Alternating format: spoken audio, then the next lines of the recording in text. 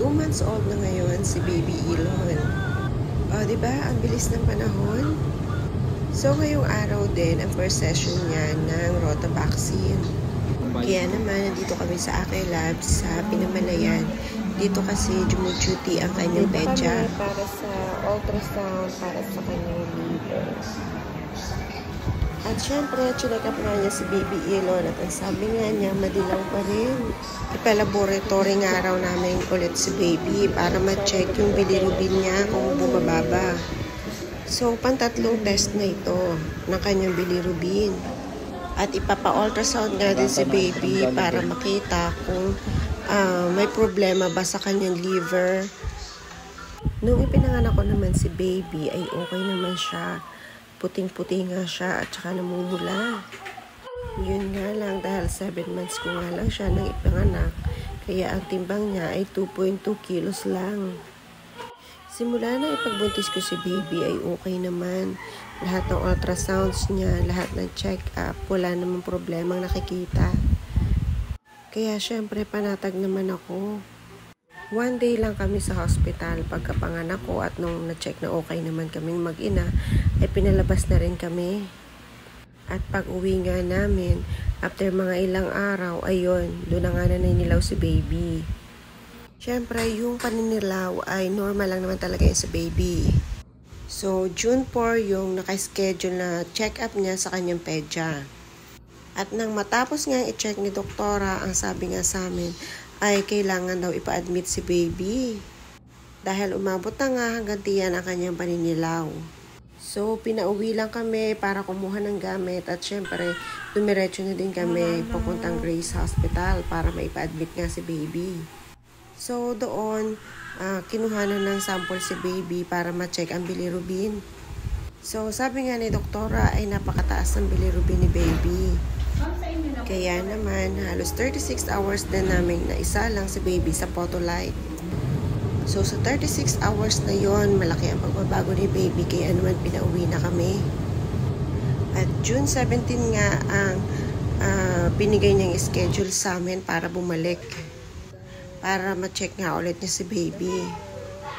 At madilaw pa nga din si Baby at sabi niya, kailangan namin ipa-check ang bilirubin ni Baby kung bumababa.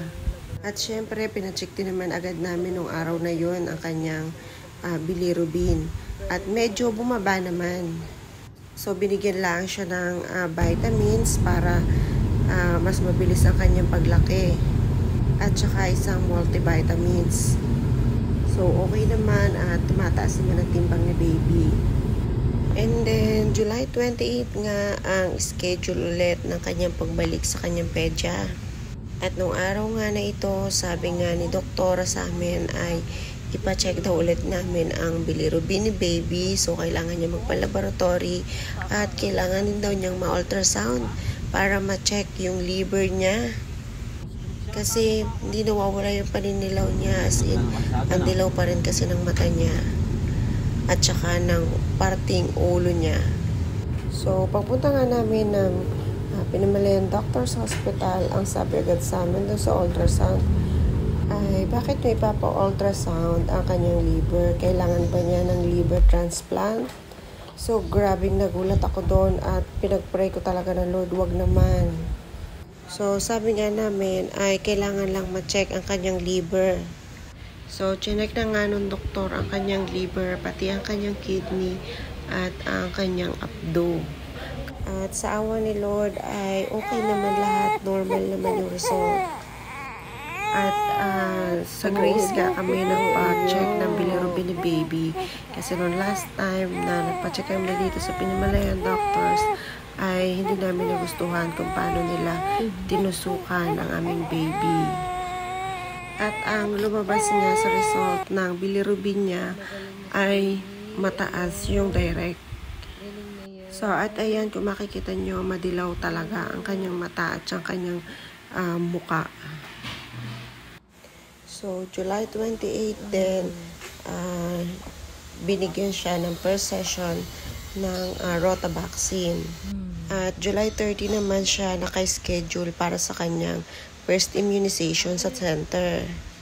So, pagka-uwi nga namin ay pinainom namin siya agad ng paracetamol. Para sana hindi na siya lagnatin. Kaso nilagnat siya ng 3 days. Pero hindi naman mataas yung lagnat niya, kundi sinat lang. At 2 days na nga at hindi pa nawawala yung kanyang sinat. Kaya medyo nag-aalala na ako. Talagang sa araw-araw nga na yun, ay pinagpipray ko talaga na Lord, sana pag alis ng lagnat ni baby ay wala na rin yung kanilang paninilaw. Sobrang nagmakaawa nga ako kay Lord at sabi ko, sana Lord, bigyan niyo ako ng himala.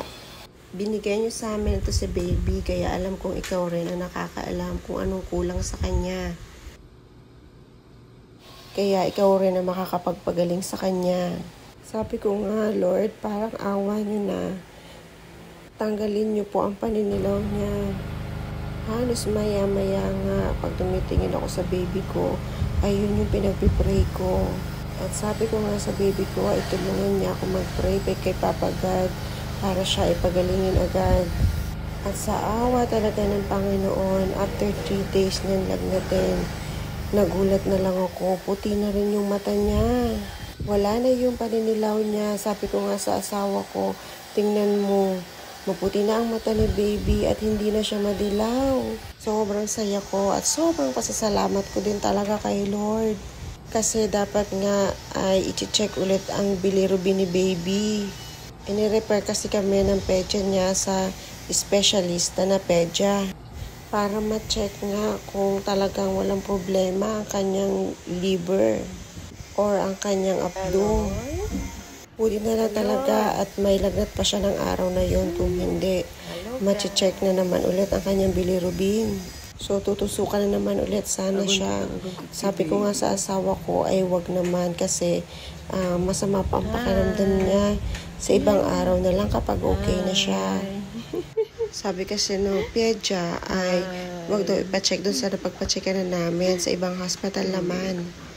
So, dito sa malapit, doon lang talaga sa Grace at sa Pinamalayan Doctors ang merong laboratory para sa pag-check ng bilirubin. So, yung iba ay sa Calapan na. So, at eto nga, after 3 days ng kanyang lagnat, ay okay na siya, wala na siyang paninilaw. So, sa araw-araw din, sobrang pasasalamat ko kay God dahil pinagaling na niya ang aking baby. So, kung may mga problema din kayo, huwag kayong magdalawang isip na itawag yan sa ating Panginoon. Dahil siya lang ang nakakaalam ng lahat. So, hanggang dito na lang. Thank you for watching. Sana ay may natutunan kayo sa video ito.